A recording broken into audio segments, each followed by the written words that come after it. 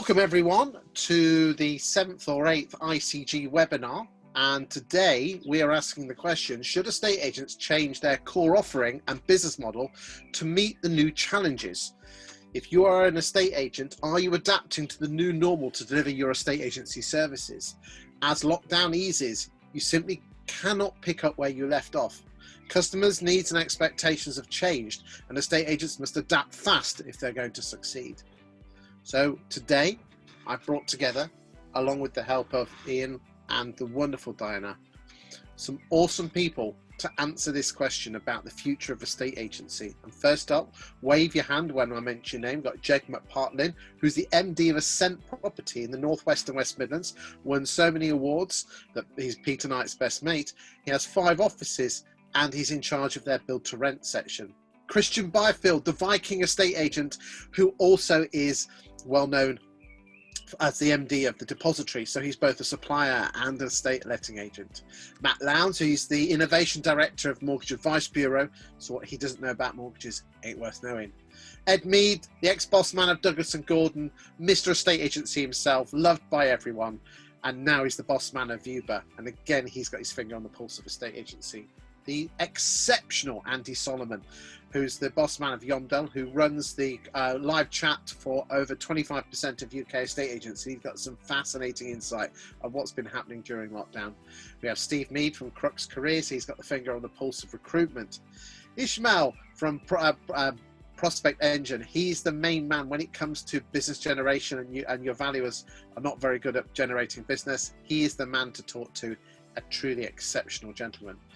And we have Richard Megson from Assured Sale and Progress, who does sales and progress outsourcing. And of course, we can't forget the awesome man himself, the man, Ben Sellers, God's gift to women and all estate agents. And when it also comes to websites and other awesome stuff, he is your main man at Starbury. So welcome one and all. And again, I just want to say thank you before we start off to the brilliant Diana, who basically sorts us all out. And finally, just a big shout out to Ian White, who can't join us today, but he's here in spirit, if not but mind. So welcome, ladies and gentlemen, to join us today. And what I'd like to do before we kick off, to answer the question of should estate agents change their core offering and business model, is let's just have a word with Andy Solomon for 5 minutes to talk about what's actually been happening in the property market. You see, the problem with stats is that we're always 6-9 months out, but Andy has this fascinating insight into exactly what's happening with landlord leads, vendor leads, buyer leads and tenant leads. So Andy, over to you. In a couple of minutes, tell us the journey of going into lockdown, during lockdown, and what's been happening since. Over to you, my friend. Yeah. Thanks, Chris. So we are engaging with visitors on estate agent websites, and we've seen some quite remarkable things over the last few months, actually. The beginning of lockdown, been a lot of time, so just very, very briefly, beginning of lockdown, we saw the number of people visiting estate agent websites just crash, just absolutely fell through the floor, 35%, 50% down across the board. And we're tracking websites that account for around about 30 million web visits going back to the beginning of 2019. So this was a significant downturn. But the most remarkable thing was that very soon after lockdown, within 2 weeks, people started coming back in and looking to engage with estate agents. They are people who had a need to move, maybe people whose plans last year with all the political shenanigans had put their plans on hold and looked to kickstart things again at the beginning of this year, only to be stymied obviously by coronavirus. As we then went through into week 3 and week 4 of lockdown, the volumes of people engaging were just off the scale. We hadn't seen anything like it at all. 2 or 3 times more people were using live chat on estate agent websites than ever before. Really was remarkable. But also, importantly, we saw that there were more leads being generated than before from very motivated people. So we had this weird situation where there were fewer people on websites, but more of them were seeking to engage, and more of them were actually requesting help with their move, be it as a valuation or as a buyer, whatever they were. The net result was more leads, more engagement, fewer people. Now, come forward as we've come out of lockdown, and all estate agents know how busy you've been in recent weeks and the last month or so. We're now seeing that the volumes are just completely off the scale on the websites as well. So the web traffic has fully recovered. And in fact, this week, as of Sunday night, last week, The numbers of people on these estate agency websites that we are tracking are 41% up on the average, or 37% up on the same week last year. So that's a third more people on your estate agency website than the same week last year. So ignore everything else and just focus on that for a second and think about, how is your website performing for you? Because your customers are there right now, and they're also choosing to engage in digital channels in far more ways than ever before. So in our case, with the live chat, we're actually seeing overall the volume of people engaging with live chat on estate agency websites at 85% above the average that we saw going back to the beginning of 2019. These are numbers that we just haven't seen before. The net result is lots of leads, and we can only assume that leads are also coming through other channels.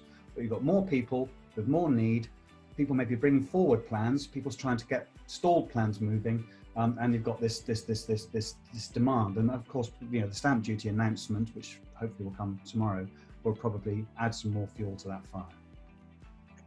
Thank you very much, Andy. Now, fundamentally, when it comes to an estate agency, you've got the main pillars of your business are staff, premises, and then the technology that you do to enable you to work.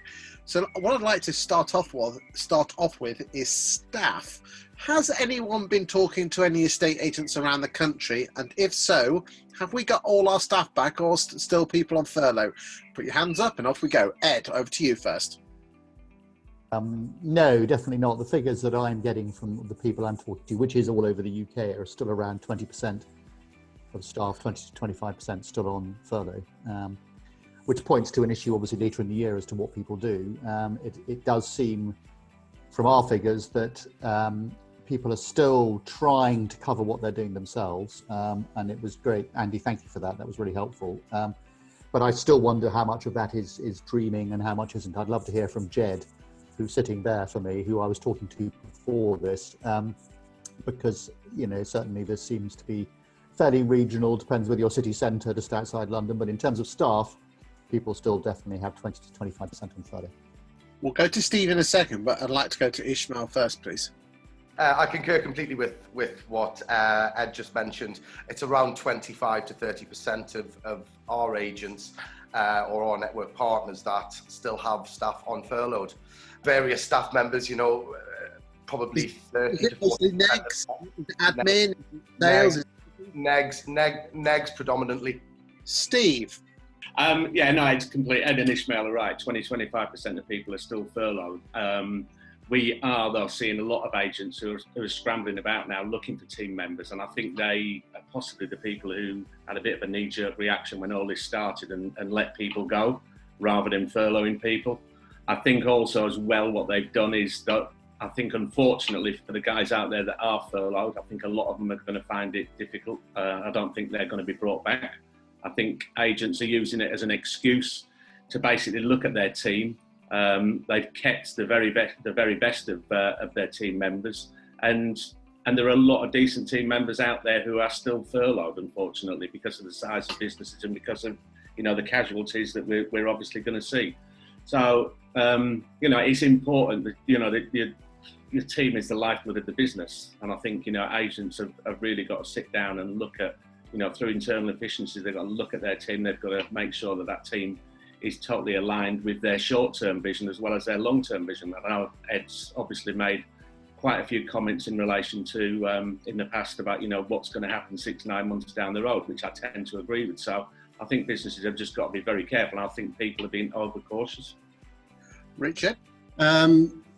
I think for any business, it's quite a difficult one to call at the moment. I mean, obviously, certainly the agents I'm speaking to, 25-30%, quite a lot of the agents I've spoken to will not be bringing a proportion of their staff back. I would add that that's mirrored in the legal sector, which has got an impact for all of us in terms of getting cases through. There's still plenty of staff in the legal sector, conveyancing sector, who've been furloughed. But I think for all of us, as I said, it's a difficult one to call because we don't really know what's going to happen in the next 3 to 6 months. What would you say to them? Oh, sorry, Andy, go for it. Yes, the uncertainty going forward is the great unknown. As has been referenced there by Richard, that we don't know what's down the line. it could get really bad again. There could be another lockdown. So no one in their right mind really should be thinking about throwing loads of money and extra cost into the business right now. But at the same time, the lockdown has given everyone the opportunity to review how they do things. And certainly a lot of agents have been rationalizing their operation. They have been looking with a very, much more incisive kind of view as to whether they need to have everyone. While they want to protect their teams, of course, they are the lifeblood of the business, as has been said here. But at the end of the day, you can't protect everyone, maybe, and maybe some changes have to be made. Part of that is looking at working with partners and outsourcing as well, and avoiding duplication of tasks through multiple offices. There are lots of issues that can. What would your message? I know this webinar is more based for bosses of estate agents, but yeah, I'm still assuming that negs and valuers who are furloughed will be watching this. What would your message be to those agents who are still on furlough that are thinking, well, I wonder if I'll be going back or not? Because I know some of them are in a world of their own and putting their head in the sand and just will carry on. But those that are proactive and with their open eyes, what would you say to them? Because let's be honest, their perception is, well, am I not good enough to come back? Asking me. Anyone, put your hand up. Okay, well, just very briefly, I was speaking to some agents yesterday about this very subject, and essentially some of the staff are self-selecting.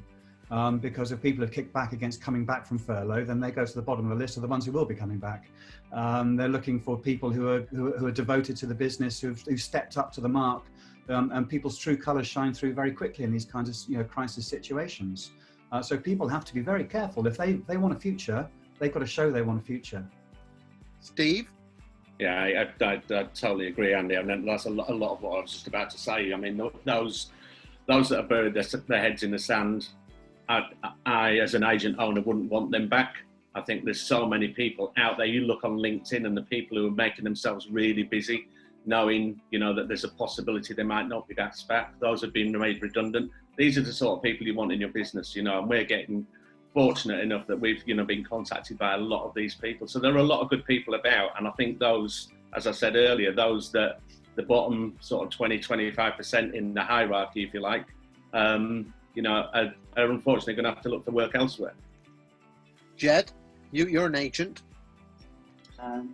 Yeah, I mean, it's funny you say we've lost probably, I think we lost 5 from people who no longer wanted to come back, didn't want to work in the industry anymore. A couple of negs, not happy, long term going out doing viewings. So yeah, that was an interesting one. I mean, at the height, we had 39% of our workforce on furlough. It's not a huge workforce, but just over 120 people. We're down to just shy of 25% now. The plan is to start phasing them back this month. Don't plan on losing anyone.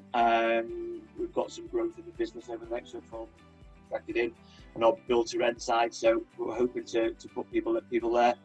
Whether it's the same for other, I'm not so sure. I think there'll be a lot of people without jobs come the next sort of couple of months. I guess my own point of view, the benefit there is, as we look to recruit into next year, there'll be people available. But I do think people will leave the industry and not want to be involved in that sort of anything that involves you going into other people's homes. I think people will not want that risk. And if you don't mind me saying, what's the mix between males and females? Across the workforce, or I'm talking about the ones that don't want to carry on, because again, as I said, I can only go on anecdotal evidence. Is that the females that I talk to in the business tend to be a little bit more nervous compared to males. Is that because males are more gun-ho? I mean, I don't want to go too deep into this, but I'm just wondering what you're... Yeah, well, yeah, they're all females that left, yeah. So I guess that's a snapshot of what we're seeing. Are people seeing that? I don't know. I'd not sort of thought about it that way. Yeah, maybe there is that more nervousness in that side. I mean, people are genuinely scared, aren't they? And you can't blame them for being scared. My missus is bag of nerves. I know Christian put his hand up, but Ed, to you first, then we'll go to Christian. Yeah, I mean, we mustn't forget the title of this webinar, which is about customers and how agents can adapt to that. And the fact is that it doesn't matter whether it's our staff or whether it's the customers we're serving. they're very, very, a lot of people are still very nervous at the moment. This is not normal. For heaven's sake, Wales and Scotland still haven't even opened up yet. This is, we're still early days in this, and people are very worried. And I think we have to look at how agents can adapt to make sure that is sorted out. And I'm not talking about perspex between desks or only allowing 2 people in the office or that sort of thing. It's about how you talk to people, about how you ask them whether they want to come around. I mean, some agents are saying you have to do a video tour before you can actually come and see the property and this sort of thing. But you don't need to be doing that. You can have, if people can socially distance outside Sainsbury's, they can socially distance outside a property to go and have a look at it. They don't need, this is not, you can be forced into using tech or persuaded to think that you have to use certain forms of tech. It's just common sense. But I just think we're very early days in this, and agents, if you could take one thing away from this webinar about how agents can adapt to dealing with their customers, it's just to always remember to put the customer at the beginning of and front of the journey. And a lot of agents don't do that. A lot of agents still exist in the circumstances where they think we've got the properties, people will do what we want. And actually that's changing. Do you think we as an industry are slipping back into, let's be honest, we're not known for our empathy? Well, yes, is a straightforward answer, but I think that's changing. I think there's a lot of age-related stuff here. The majority of people who own businesses in England and Wales and Scotland probably, the 70% of small agent operations are owned by people like me, for want of a better expression, probably middle-aged men or women, don't have much. They want to change about their systems. But as buyers' average age falls, the first-time buyer average age is what now, mid-30s, low mid-30s. As that comes down, people are going to expect a different form of service. So agents have a golden opportunity right now to grasp some changes and do things differently and deal with Generation X, Z, snowflakes, whatever the hell they are, but deal with them in a way that they've learnt in the immediate post-COVID environment. Okay, so I've got 5 of you put your hands up, so I'm going to take you in some form of order. I'd like to go to Christian first.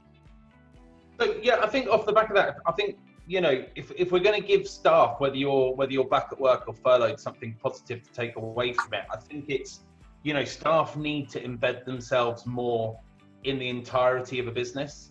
I think we're moving away from the days where a negotiator can literally just be a negotiator, and all they do is turn up on the day, do their appointments, and go home at night. I think particularly for the, if we're from off the back of what Ed's just said, I think potentially sort of the younger side of the business have a very unique opportunity at the moment. There's a lot of older business owners at the moment who know that they want to evolve their business and adapt to new ways of operating, a new consumer experience, but they don't really know what that new consumer experience is, or how to go about facilitating that. And so I think there's a really interesting opportunity for the younger members of the industry at the moment to actually really embed themselves and really educate their senior managers and their owners about what it is their generation wants from that experience and helping that business evolve. And I think at the moment, I think those, with the agents we've spoken to,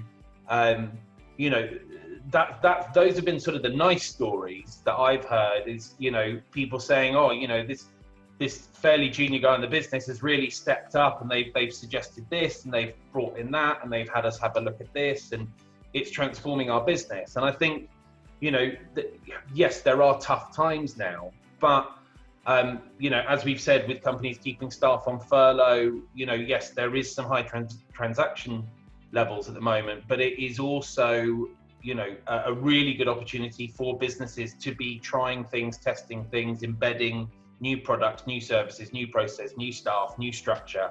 And so, that momentum needs to keep going. Whether we're going into a second wave or a recession or whatever, it's still vital. Okay, so we've got quite a few people put their hands up here. I'd like to go to Matt next, then Steve. Yeah, I'll just come at it slightly different angle. So one of the big things that we did at MAB was we instantly set up a mortgage information helpline, and that wasn't aimed at just our customers, or it was a generic thing because a lot of people were obviously panicking, needed to understand what they needed to do. So that was a great way to really teach people. It goes beyond doing business with them, is a pure financial education piece. And I think that's been integral of what we tried to do, is really try and what is what is the educational side of what is happening, and it could be anecdotal evidence like we've just talked about, or actually genuine reasons. Call your bank, do this, do that, you know, and also around that in terms of, you know, helping the agents. You know, obviously people were panicky about pipelines and whether the banks were going to pull back or another loan to values. It was a lot of information there was around, okay, so we know that the 95% market is gone at the moment. You know, we know what happened before. Are the banks panicking? No, actually, a lot of their problems are actually around, they have to be based in certain city centre offices. Ed was just alluding to it, and they didn't have the infrastructure to actually have people working from home securely. So actually a lot of it wasn't around banks panicking, it was around actually their own ability to do the job. And then one final thing I'd just like to say is that we taught people about embracing virtual calls. So actually, how do you want to talk to us? It's interesting listening to Andy around live chat. You know, we've seen our own live chat go up. People want to quite content doing virtual calls now. We've all become very accustomed to telling people to turn the mute button off and having these kind of calls, and you know, looking at people's backgrounds. I think actually people are very much embracing what it is, and it's all generations. So it's yeah. Let's save tech, because we're going to move on to tech and outsourcing in a second. Ben, next, please. I was just going to say that, you know, one of the things is obviously a lot of people were forced into the situation. It's all been madness for 3 months, but I don't think there's enough asking of staff, employees, what did they like? Did they like it? Did it work for them? Didn't it work for them? Asking customers, you know, how did it go for you? You know, how did you find this virtual experience? And I think that when you actually do ask these questions, I heard an amazing thing on LBC the other day, and they were saying, you know, 70% of people that were furloughed have said that they would love working remotely in one way or another. You know, customers, we've been asking, you know, how did they find the video virtual viewings? Many are actually saying, can we just do virtual viewings? I want to do virtual viewings initially. So it's about asking people and responding accordingly. And if they want in-person meetings, then do in-person meetings. But you need to actually ask these questions, because it's not just the new norm, it's actually the way forward, you know. Okay, so Steve is next, and then we've got Richard afterwards. Yeah, I was just going to say, I mean, to be fair, quite a lot of what Ben just said there is what the customer expects. And are our agents actually asking people? Are they asking people what they expect? Because that's the only way we're going to find out. You know, we've got loads of decent people, loads of good people out there, loads of great people working within businesses still, who've got they know the empathy and being, I don't know how can I put it, you know, just appreciating what people want. Because I think as Peter Knight said a couple of weeks ago, you know, treat every single person, every single client like your grandmother. And I think that's massively important. But how much of that information are we actually taking on board? Because I think there's probably 50% of agents that will do, and they'll listen and they'll take on board exactly what Ben was saying there. They'll ask the questions so they know how to react moving forward. But I think there's probably 50% of agents who are just taking no notice of it and just falling back into the old ways and just cracking on. And I think, you know, it's how we're remembered coming out of this, isn't it? Well, we all know PK is very wise, and to be honest, absolutely, I think you're being very generous at 50% there, mate. I would say the number is a lot lower. Over to Richard. I mean, this webinar is about sort of customer behaviour, and you know, as sales progresses, we're at the coalface. I mean, COVID was a sort of massive lockdown of the market, and the clients that we speak to, hundreds of them, taking the temperature, I think there was a realization for the vast majority of people that their transaction is going to be delayed. And I think there was an acceptance of that. But what we're certainly finding, I don't know if other people on the panel are finding, that the last sort of 3 months to a certain extent doesn't exist. They just want to get on with their transaction. And did you have many patience to a degree is disappearing. It's almost like, well, what happened 3 months ago? Richard, because again, you do an awful lot of sales chasing, so you get to see a huge picture that many don't. Yeah. Did you lose many sales, much in the renegotiation, or was it kind of just like putting everything up, a bit like Han Solo when he got what's named in the, you know, in that carbon? Was it just like switching it on and then switching it off and carrying on? To a degree, initially we didn't lose many where COVID was cited. I think there's been quite a lot of renegotiations over the last 2 or 3 weeks, but the agents in the room would be better better placed to comment on that. But I just think, you know, in terms of customer behaviour, what we're seeing now is people pushing and perhaps forgetting the situation that we're all in. I mean, nobody expected the spike or the market to come back this strongly. You know, you've got agents who maybe got 25% of people on furlough, but they're dealing with more inquiries than they've ever dealt with. So it's a bit of a perfect storm. And I think what I would like to see is clients being a bit more patient, but that probably is unrealistic. We're dealing with estate agents here. They don't have patience. They think long term is then. I'm talking about their clients. I'm not talking about the agents. I'm talking about the punters. All right. Okay, Ishmael, you put your hand up. Yeah, echoing exactly what Richard mentioned. Interestingly, back end of May, we were seeing around 30% of our appointments booked as being virtual. Throughout June, that dropped to only 8% of all appointments booked being virtual, the rest physical. And even more interestingly is the time from initial inquiry to the booking of that appraisal. Sort of pre-COVID, you were looking anywhere between 6 and 8 days. Throughout June, it was down to 3 days.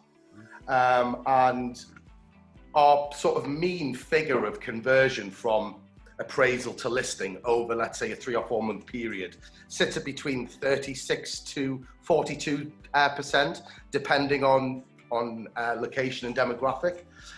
We actually saw 35% of all appointments booked in June coming to market.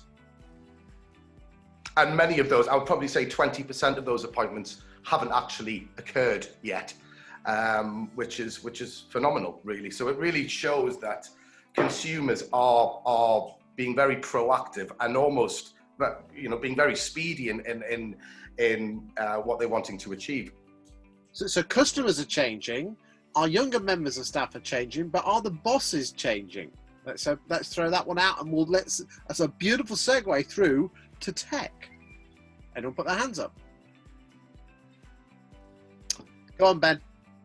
So just yesterday, I had a conversation with one of my clients, and the guy there were 7 viewings on a property. He said he just wasn't going to be able to manage it, the negotiator. He wasn't going to be able to manage to get to handle all of those. So he said, can I throw this open? He should have gone to Ed and Vuber, but can we do this online? They booked all 7 online. 3 of them were no-shows. 4 of them all turned up on the same appointment. Because they were all on the same appointment, there was a lot more urgency. And at the end of it, one of them made an offer.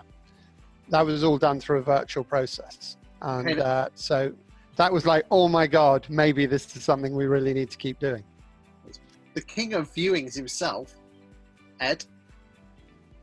It is incredibly frustrating, I have to say, because estate agents, of course, have, and it's the problem for a lot of outsourcers, is that estate agents have a lot of fixed costs. High street estate agents have a lot of fixed costs built into their business model. And the biggest fixed cost for them, well, one of the biggest fixed costs obviously is their staff. Now, no one would advocate that they should have less staff, but the fact of the matter is one of the changes that looks like it's going to be forced on people is that they're going to have fewer staff, but they're still going to be busy. And from that perspective, I get very frustrated at Vuber with the fact that estate agents look at something like Vuber and the outsourcing as a cost. They don't look at the value of it to their businesses. They don't understand the potential to turn around. We had a customer before lockdown at the end of last year who turned around, they made an announcement in the press that they could now, any of their properties could be viewed on a Sunday. Their viewings went up 45%. They just had the most amazing rush of people. Suddenly thought, bloody hell, hang on a minute, we can actually see this property on a Sunday. But most estate agents still go, well, I'm not paying that. I'm not paying 20 quid for a viewing. Why would I do that? I can go and employ one person. The reason I started Vuber was at Douglas and Gordon, we had 18 weekend staff at our different offices. They could only show one property at a time, and their diary was full by Tuesdays, and that was only Saturday, forget Sundays. Why do estate agents not understand that some of this stuff can service them? They just look at the cost, not value. Jed, you put your hand up, and you're an estate agent, letting agent. Yeah, I mean, one of the things I was going to say is if we look at, out of the number of, if we're just lettings, so we did 62% of the lets we did in June were all virtual. Now, for me, knowing how much time we waste out on the road on viewings, that's just got to be embraced, and I get it, maybe different in the sales market, but from a lettings point of view, You know, if we can even drop that down to, you know, 40, 50%, you know, the cost saving in hours and time is phenomenal. So this is now about a time for embracing that for me than saying, oh, it's not going to be here for a long time. You know, people want to be face to face. I don't think we're in that world. I don't think we'll be in that world for a long time. So yeah, for us, you know, I'm championing that, and I'm pushing on with more virtual. The more virtual, the better. Hey, let's go Christian, and then we'll go Richard.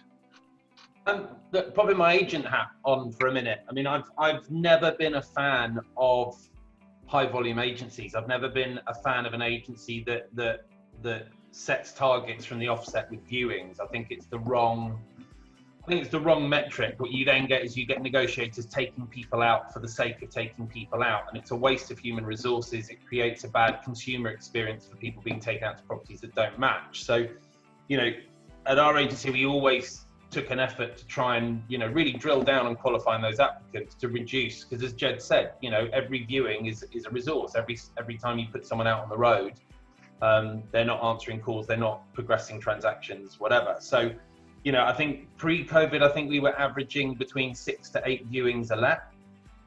We've sort of gamified it. Now we've sort of got people coming back. We're trying to see how fewer people we can show a property to get a deal. And we're currently averaging over the last 6 weeks between 2 to 3 viewings per let.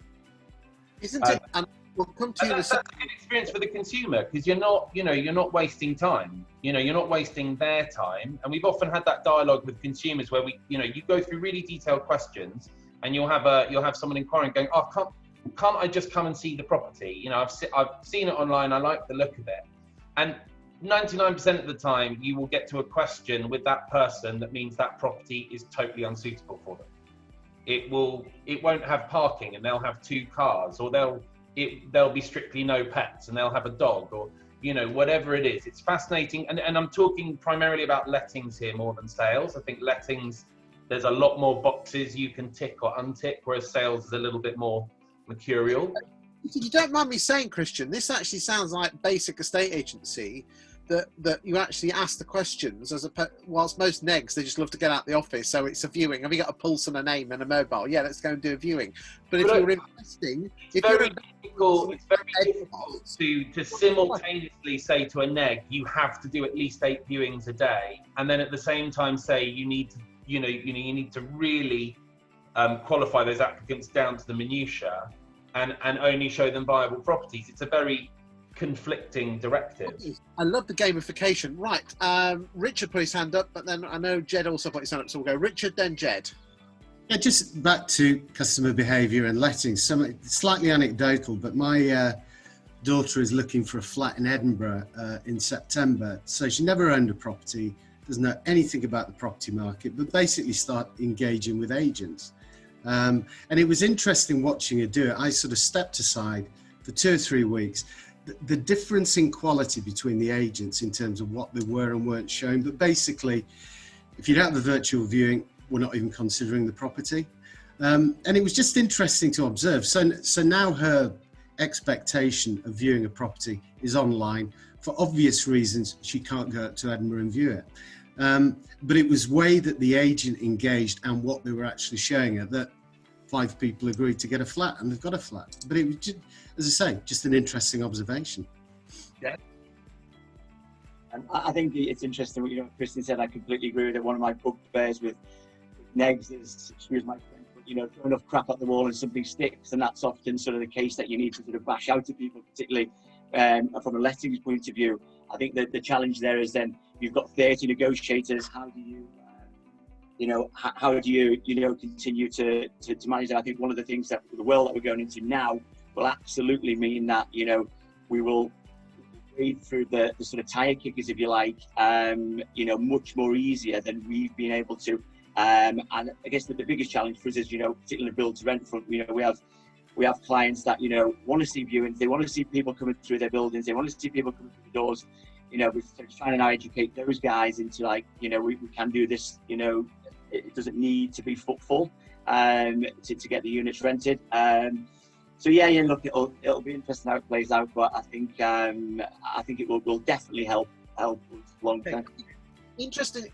I think the thing that I've just learned in the last 10 minutes is that we often target our negs on viewings, when in reality, I thought the gamification of actually, do you bonus people on the least amount of viewings to get the bonus? You know, because what gets bonused what gets targeted and bonused. 2 seconds, Ed. We're coming to you. You're the piece de resistance. Christian, how do you gamify lettings?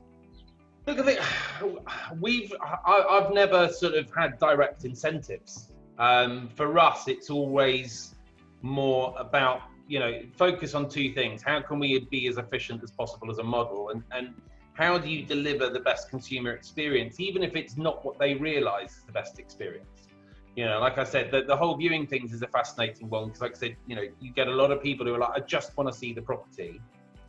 You know, and the conversion on that is usually, look, would you rather waste an extra minute with me on the phone or an hour's round trip to a property? And obviously now you've got that extra underlying thing of, look, I've got a responsibility to you, my tenants, my staff, to make sure this is critical. But we've never directly incentivized our staff in terms of, you know, you do 5 deals with less than 15 viewings and there's a bonus for you. But do you pay on lettings? Do we what? Because you bonus people on lettings, you know, on deals done. We've never had set commissions or set bonuses. We've always... This could be an underlying issue. Don't worry, Ed, we're coming to you in a second. We pay all of our staff fixed salaries, way above industry average. We don't do commission per deal. And we do bonuses at discretion, and that can be on financial targets or consumer experience, company performance, either or. Pretty much all of our staff get paid well above industry average by year end. Pay the cream and you get the top cats. Ed, I mean, I know there's a difference between sales and lettings, and I know that you can do lettings. What Jed said about virtual viewings on lettings makes plenty of sense. But the idea that you have someone who says, I want to see the property, book a flipping open house for an hour and get people round in an hour. Why don't we do what people do in the US or Australia? People love looking at properties. Book an hour. You know, if we do it, it costs 40 quid. You can get, you know, 7, 8, 9 people, have them socially distancing if necessary. So I don't understand why that is such a problem in saying people. And didn't someone say that if you get everyone together, it creates an impediment? It's just madness that people don't do that. There are so many really efficient, clever ways of saying, right, you do one open house on a Tuesday evening and one on Saturday afternoon at 4 o'clock, and the thing's let or sold. It's no coincidence that with Purple Bricks, you know, something like 35, 40% of the properties that they sell on the first open house. And they always book an open house for the first set of viewings, and they pack everybody into it. And that's what does the job. It's what works. So I don't get this thing about not allowing people to go and see things. I understand that qualifying them makes sense.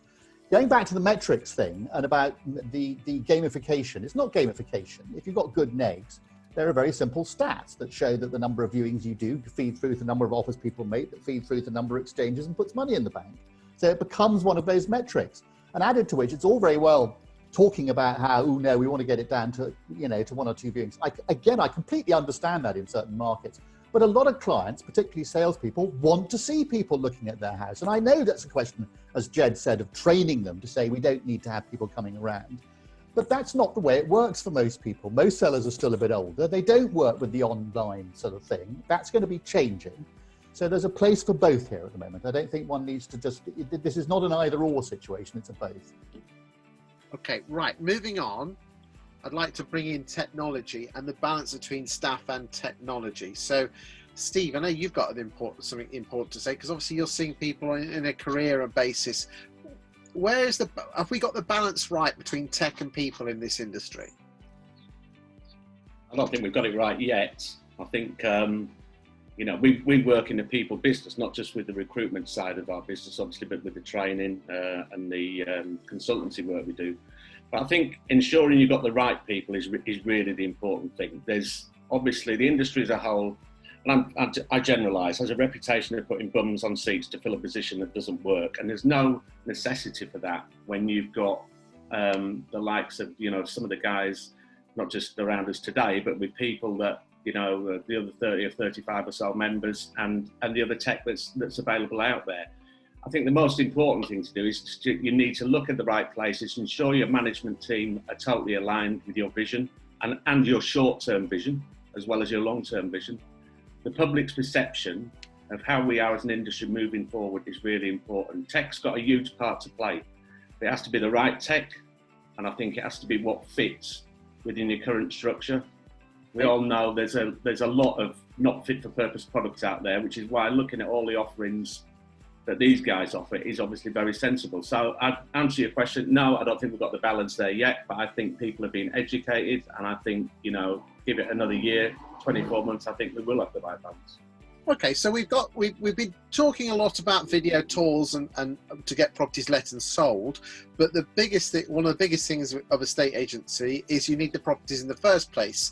Isn't it fascinating that estate agents are never very good at business generation, where you've got, you know, Ishmael, why, because I know you do outsource business generation, why are estate agents so afraid of business generation? Is this an opportunity to change the way estate agents work to generate, you know, outsource business generation?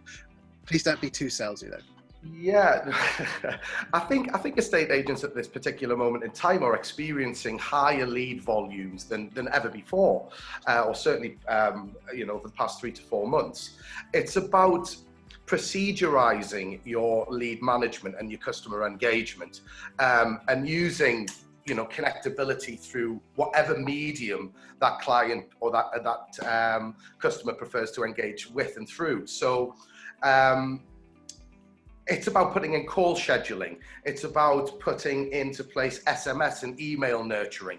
So you can have a certain element of automation, but make sure that your staff are dealing with leads with immediacy of response. I mean, the difference in conversion from calling a lead within the first 5 to 10 minutes against the first hour, you will increase your conversion rate by at least 30 to 40%. I mean, isn't it interesting that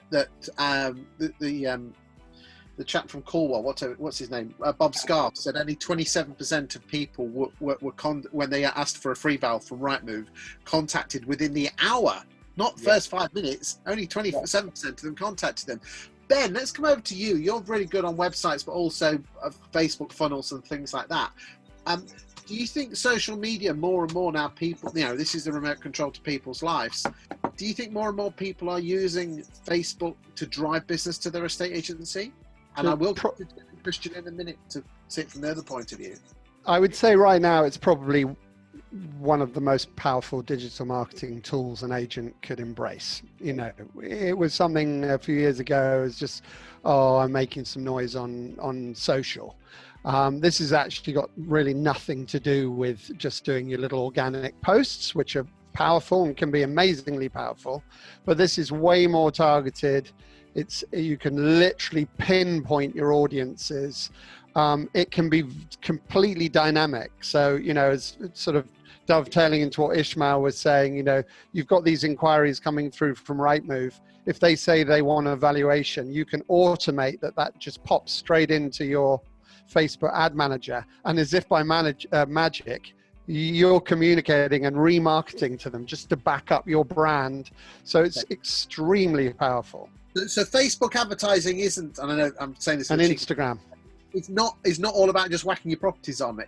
It's a lot more clever than that, isn't it? Oh, you can be so thoughtful. I mean, we spent £200 on one client on booking valuations, virtual valuations through Calendly to Zoom, and we got 5 valuations for £200. You know, and there were deals done off the back of that. So there you go. And Andy, you're doing some fantastic work where you're actually booking valuations and landlord leads through your live chat. Yeah, straight through, Chris, and it plays to what was said earlier. You know, the sweet spot is 5 minutes. You know, waiting an hour, you know, if you wait 10 minutes, you may as well wait an hour. When people are right in the zone, they're ready.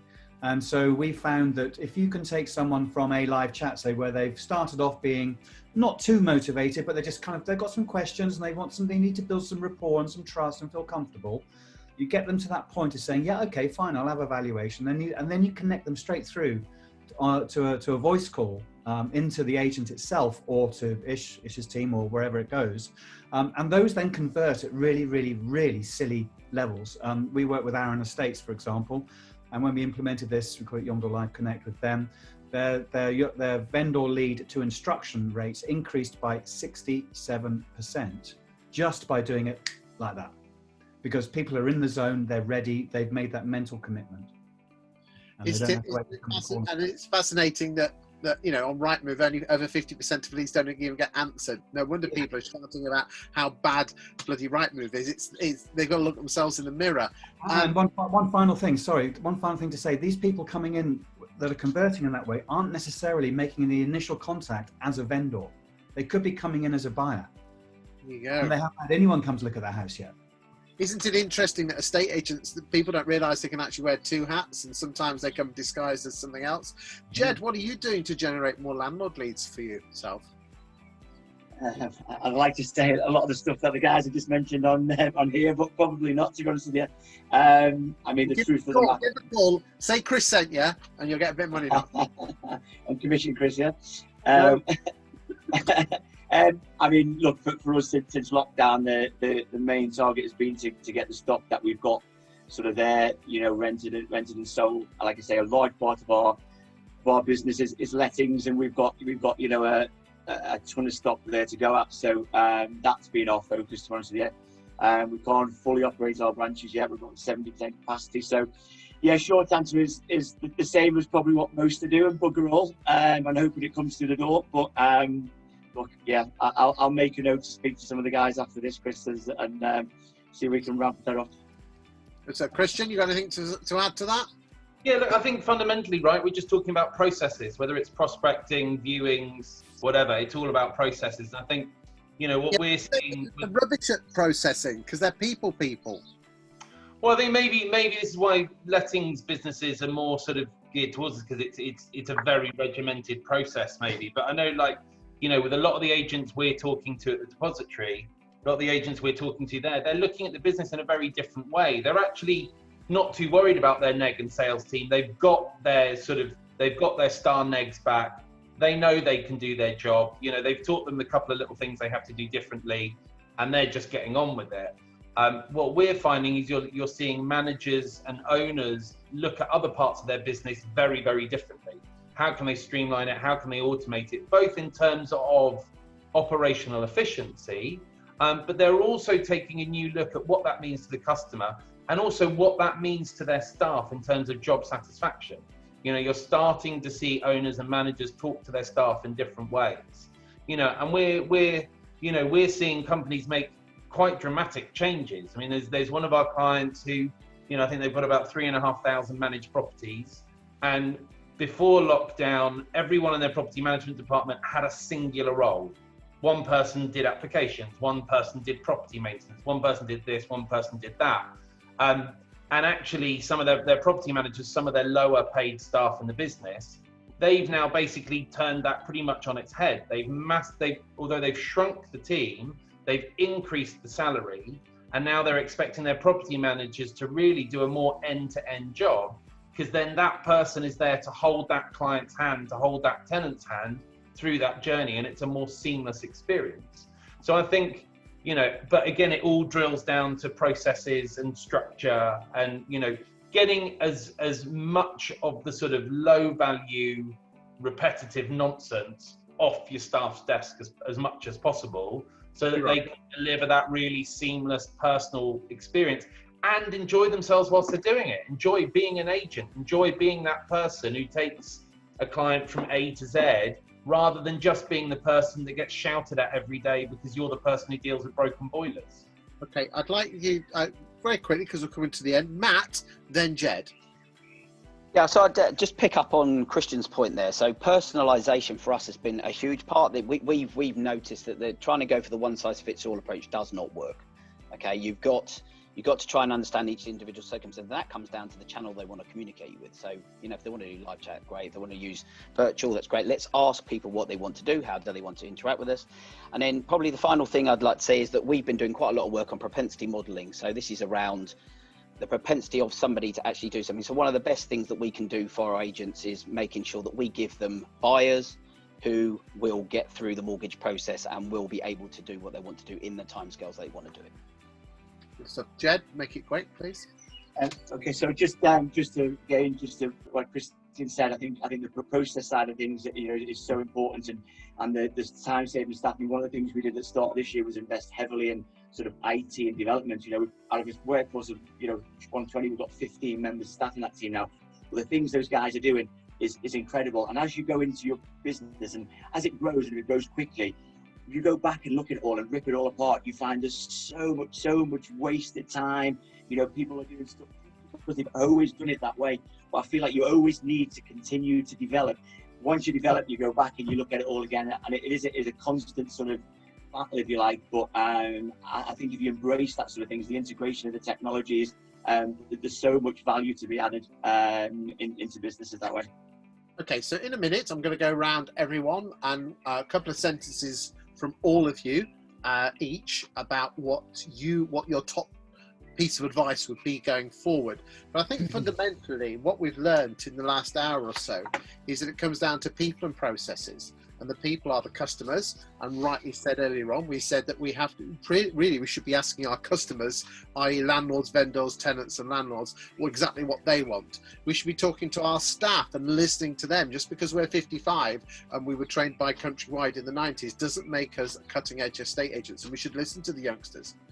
Processes, you should use this opportunity and potentially outsource to the likes of Ishmael when it comes to your business generation, to people coming to your websites with Andy Solomon and Yomdel with the live chat, with Ben and these great websites and the fact that he can drive people to your business. Great, having great outsourced mortgage opportunities with Matt and his team. Also seriously consider outsourcing your your sales chasing with Richard, and of course obviously viewings we've got Ed.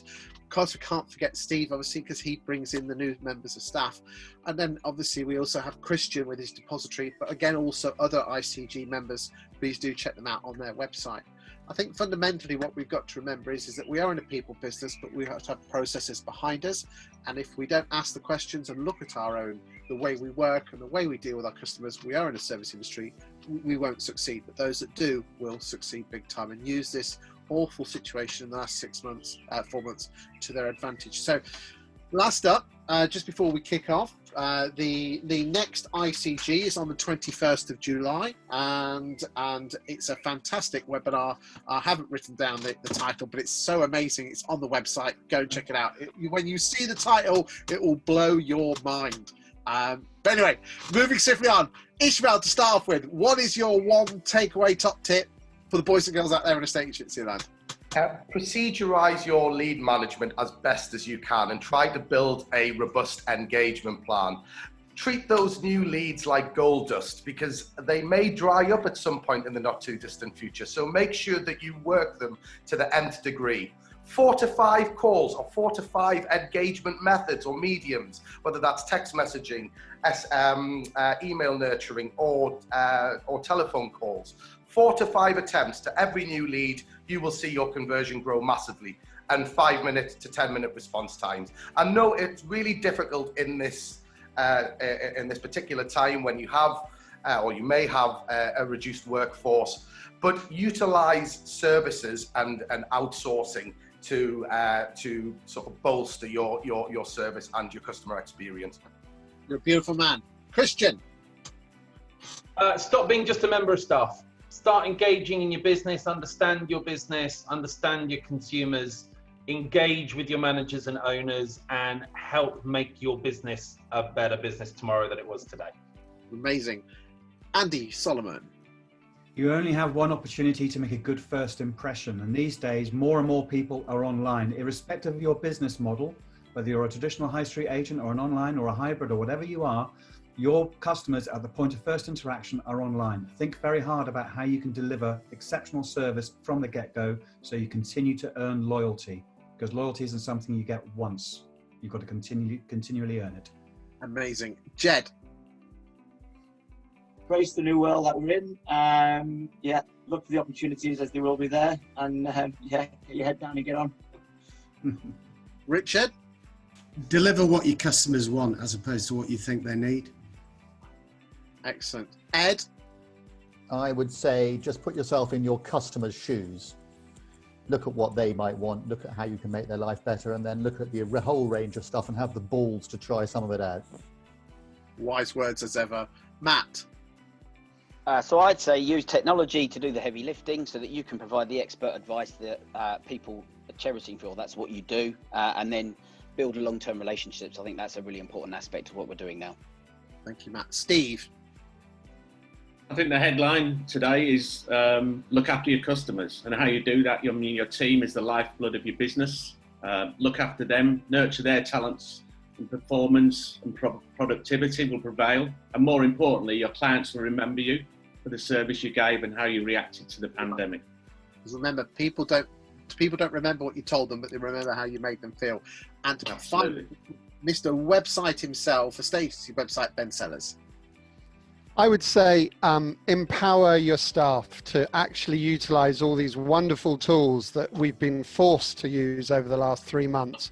Don't go back, just go forward, get those videos rolling, let them capture, let them share, and engage your customers through a bit of live communication. Just keep doing it. Thank you everyone today for watching this. Thank you for the wonderful Diana for keeping us all in track and keeping us straight on the straight and narrow. I'd like to thank Steve and Ben and behind the scenes for sorting everything out. I'd also like to thank everyone who's been a speaker today, and I look forward to seeing you all on the 21st of July, where we'll give you some more amazing content to help you be a better UK estate letting agent, so you can win and not thrive, but not only survive but thrive as well. Thank you for your time. Wave everyone goodbye. Thank you. Bye.